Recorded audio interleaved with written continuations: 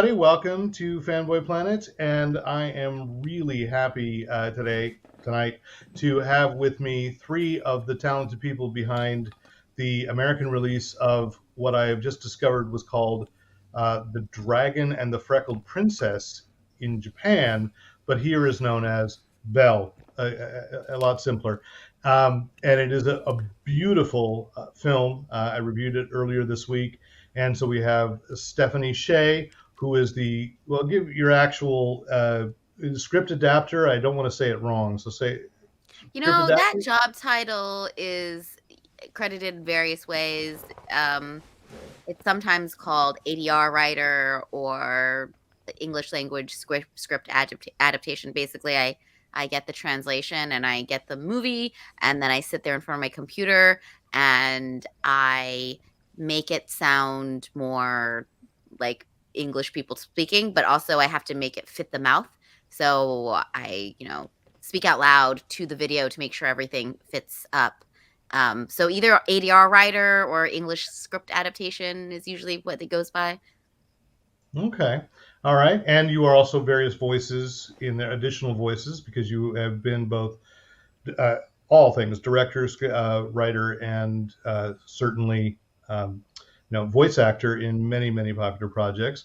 Also with us is Michael Sinterniklaas, who I got to say it because this is Fanboy Planet, and people do know we've obsessed on our podcast about this. You are perhaps best known to Fanboy Planet audiences as Dean Venture of the Venture Brothers. Dun dun So dun dun dun.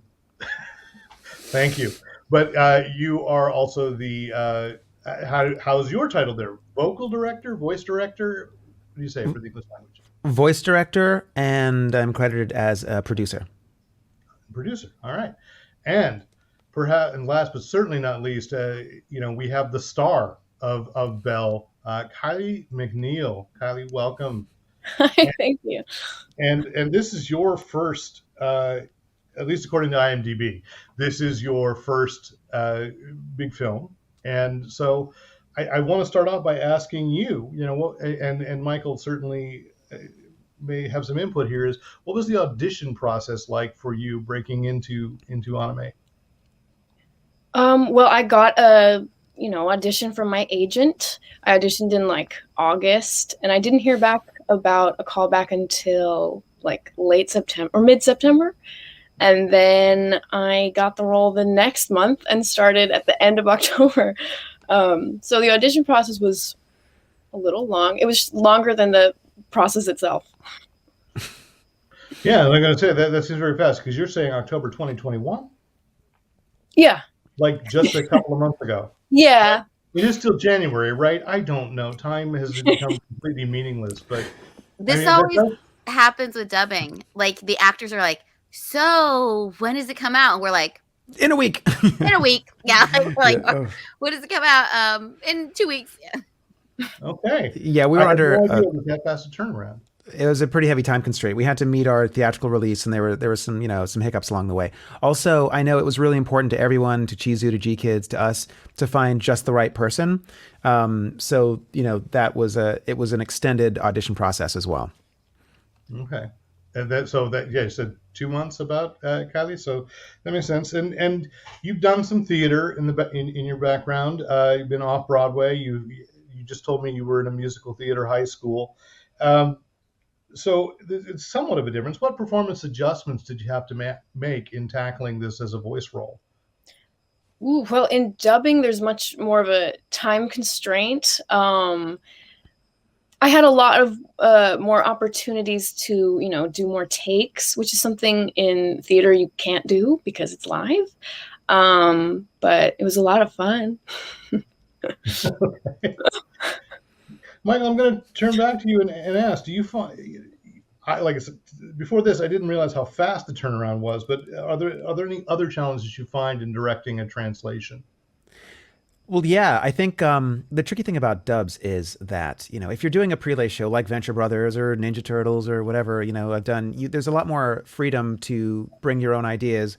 You don't have to constrain or serve a pre-rendered performance. So when you're dubbing something, if the performance doesn't line up with what you're seeing, not just in terms of sync for the mouth movement, that's the easy thing, but where the eyes are going, where the body is, where the position of the body is, what the distance is to the person they're talking to. If you don't hit all that stuff, then it's going to seem really discordant and just not right.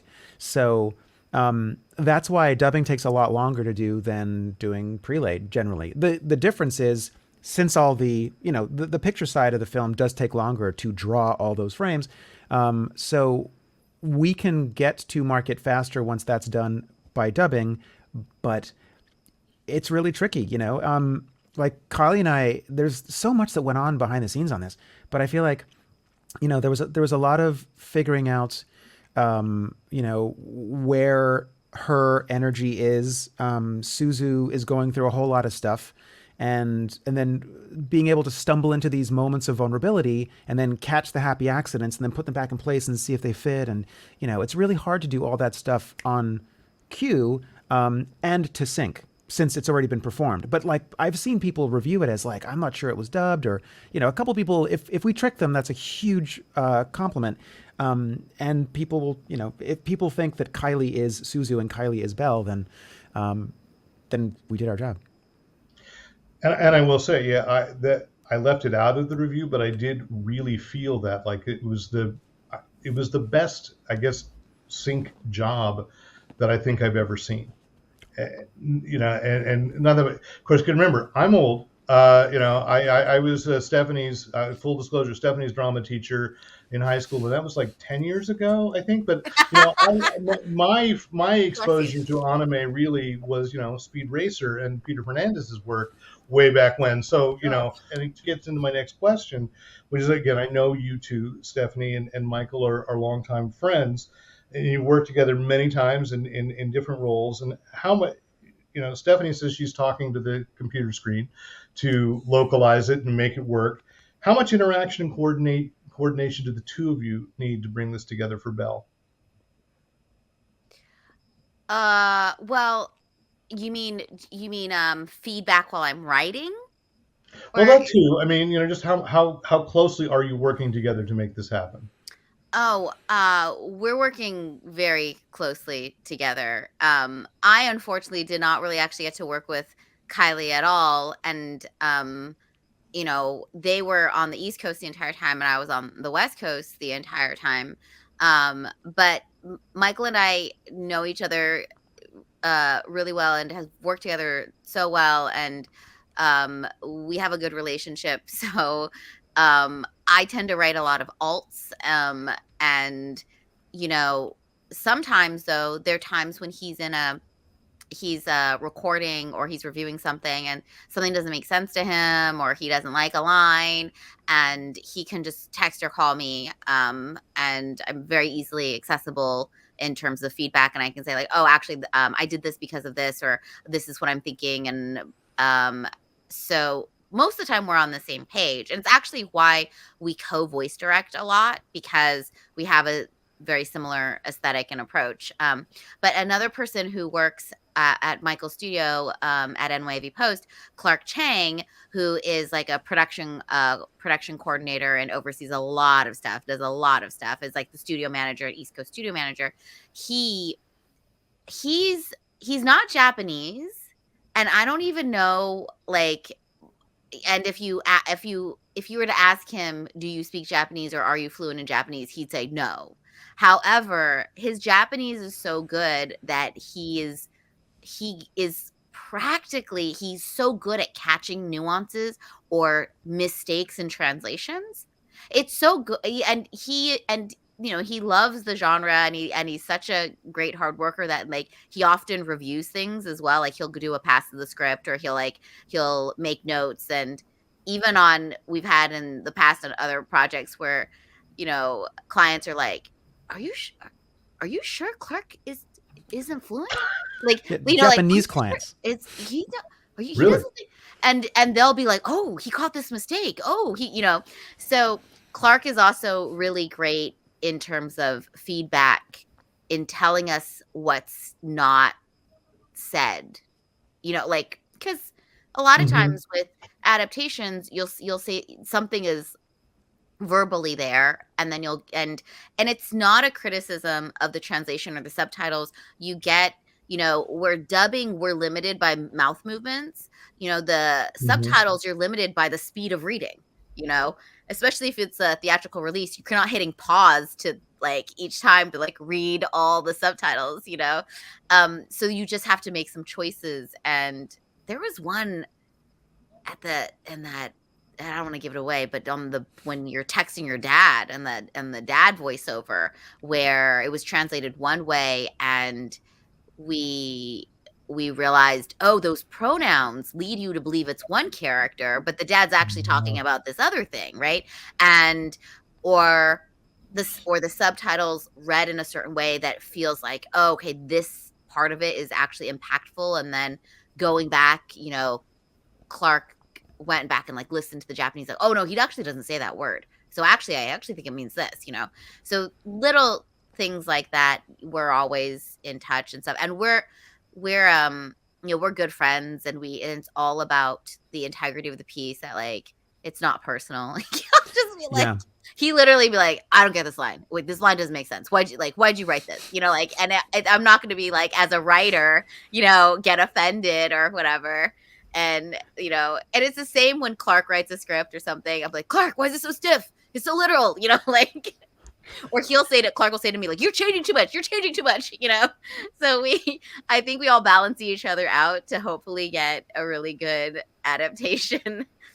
Yeah, I was going to ask that, and I think you're getting around that, the cultural differences. I mean, you and I chatted just really briefly a couple of days ago about this, how I really felt like I get, there's an interesting way that if you're doing a big budget version of the story in America, I think it would have gone in a very different direction, which is one of the things I really loved about how small and personal this got in, even though it seemed like it was going to be this huge thing. So, it's dealing with this huge, huge social network.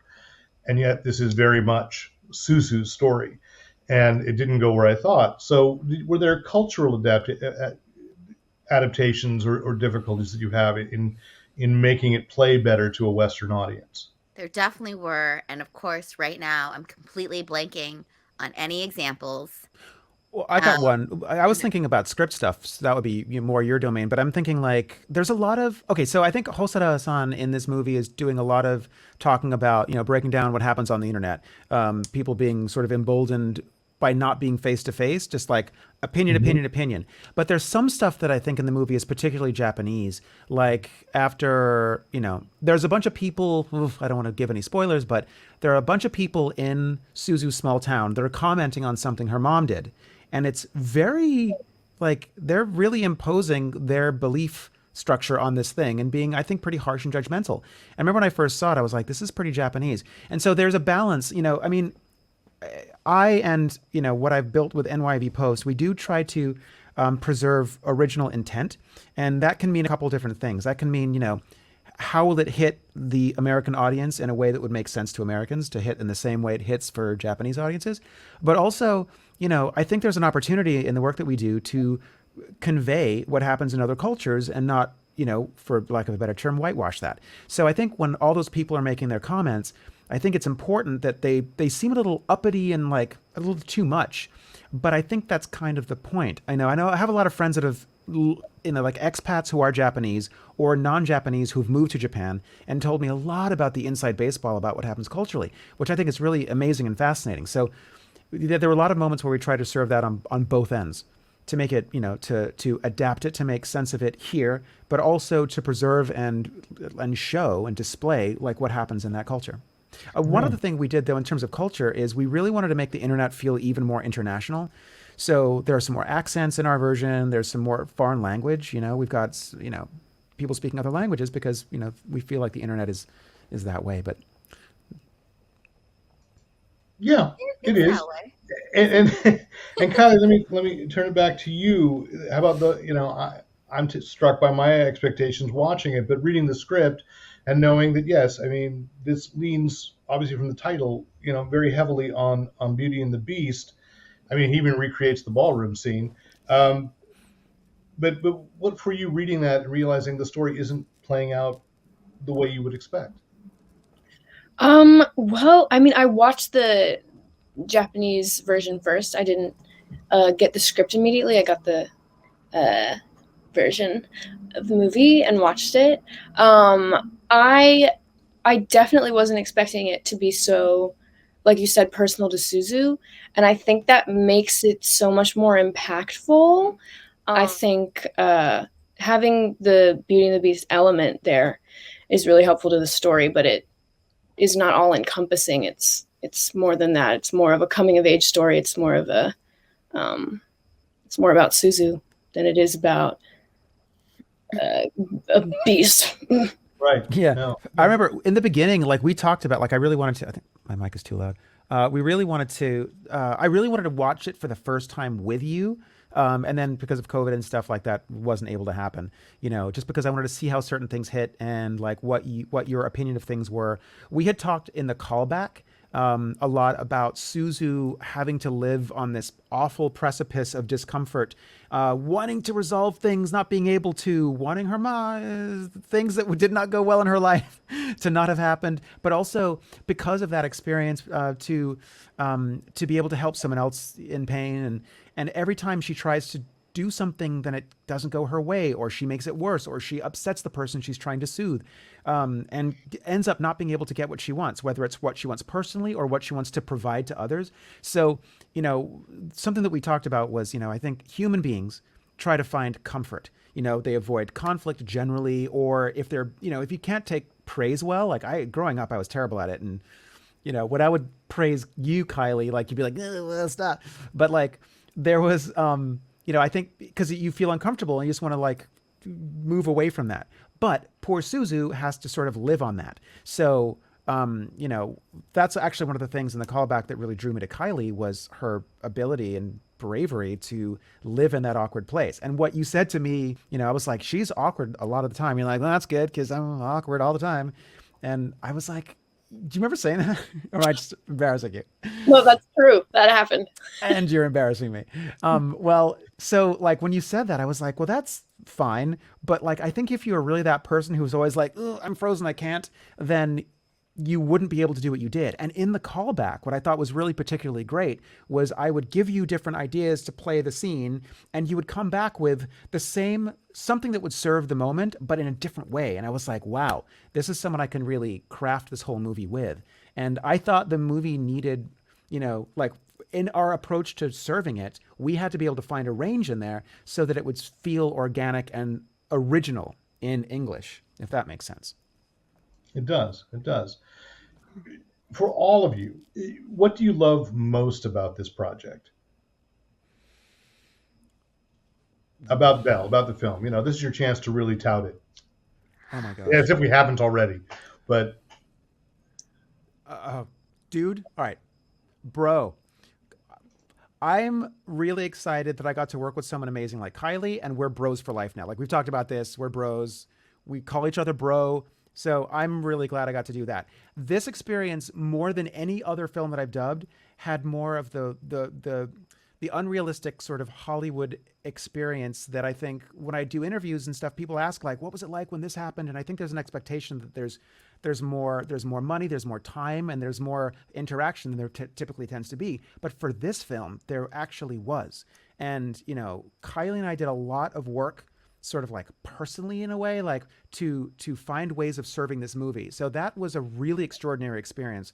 And I'm really grateful I got to be part of that journey for Kylie and see her get started. And I can't wait to see where you go from there. But like throughout the movie, there were so many things that happened that made this like her role. And, even the Japanese team is like losing their mind over how great she is. And at one point said that these songs were now her songs, not the movies and not Kaho's, but hers, Kylie's. That's beautiful. It's extraordinary. That never happens. Kylie, what would you like to say to that? Oh, I'm sorry. I'm doing the thing. That was very nice. Thank you, bro. I think this is a movie I would have wanted to see in middle school or high school. I, had my super awkward years that I'm barely now escaping. But I fully relate to Suzu even now. So like looking back, I could have super duper used her as an idol, as a role model. So to be able to play her is so awesome. And Stephanie, how about you? Um, I feel like well, okay, I love the music in the movie. I'm a big fan of Hosoda's work. I feel like I I everyone always talks about like Summer Wars and how great Summer Wars is, and Summer Wars is a great movie. I but like the plot and everything, and you know, like stuff happens, and then but Mirai is like more of my cup of tea because I feel like it's about stuff and it's about relationships, and I feel like Belle is like the combination of those two things, where like this movie is about a lot of really important themes, but also stuff happens. Because Mirai is about all these like great little moments and themes, and teaches you all these like, reminds you of all these like great lessons and relationships, but it's not really about anything, like nothing, no, like the plot really happens, you know. And Summer Wars, all this plot happens, but I don't think it hits you as much with all those, you know, little gems that make you think about life. And I feel like Belle is like a good combination of both those things. So Okay. Yeah. And with the speed of how all this goes, and I do have to ask, what's next for each of you? What's the next big project? I know, Well, Michael, you Steph. told me you could say one thing. what can I Well, I say? mean, yeah, yeah. You can say we can talk about. We're doing other projects with G Kids right now. Oh yeah. I don't. Are they? Have those been announced? I don't know. And I'm like googling like what's been announced What's and been stuff like that. announced? I've got like I have like NDA PTSD. Like I'm like anytime. I Well, oh, understand. oh, well, there's one that's almost completed. So we have a whole slate of features that are coming out, lots of which are slated to be theatrically released still. Deer King is the next one that we're doing with G Kids. Um, so that's going to be, you can look forward to seeing that fairly soon. Again, it's one of those, it'll be on screens in 2 weeks. And I'm working on a lot of this. The NDA situation is really, really crazy. But I just got an email today saying that I could talk about being in the new Rainbow Six game. Yay! So there you are. Do you? Yes, What are you in the new Rainbow Six game? Jaeger or Jager. He is a munitions guy, and he's German. All right, that sounds very fun. How about you, Kylie? I mean, I assume you are. You've got a taste for this now. You, you get G Kids in the G Kids family. Oh, yeah. Hey, if they want me around, I'll be there. I wish I was certain what was next for me, but I do have some things that I'm working on regarding music of my own, and hopefully some more acting. We'll see what happens. And for those You watching this, if you get a chance to watch the dub version of this, and yet you're singing in that, you do the really difficult thing. So I'm going to give this last praise of sounding like you can't sing in the real world, and then just blowing me away in the virtual one. So beautifully done. Was that hard, by the way, Kylie? Because everyone, that's what they say. They say if you really can sing, it's hard to act like you can't sing. I'm really good at acting like I can't sing, which gives me pause about my actual singing ability. Yeah. Yeah. But Kylie, was it hard to pretend like you couldn't sing? No, it wasn't. I think we did it in like one take, didn't we? Or like it was very limited.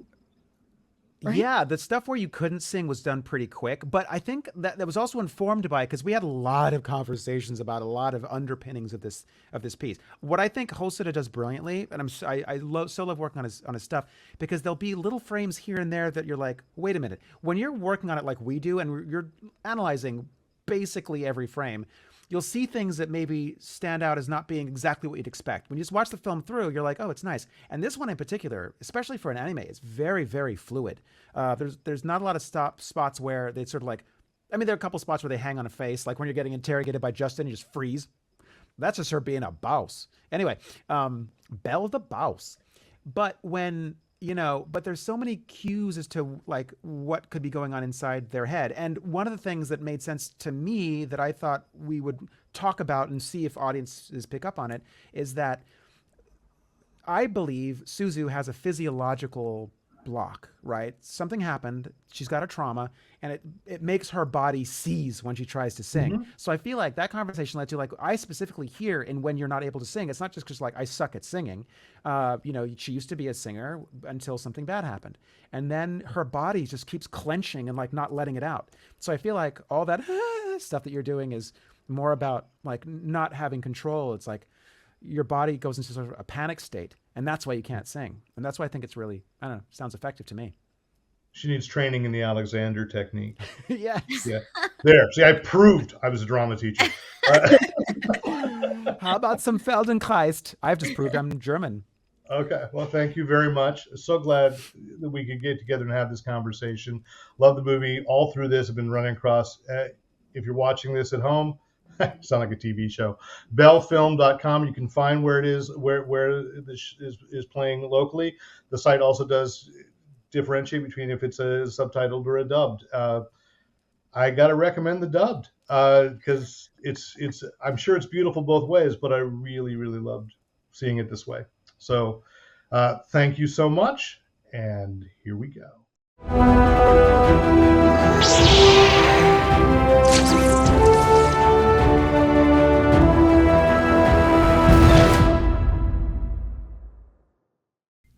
Thanks for watching.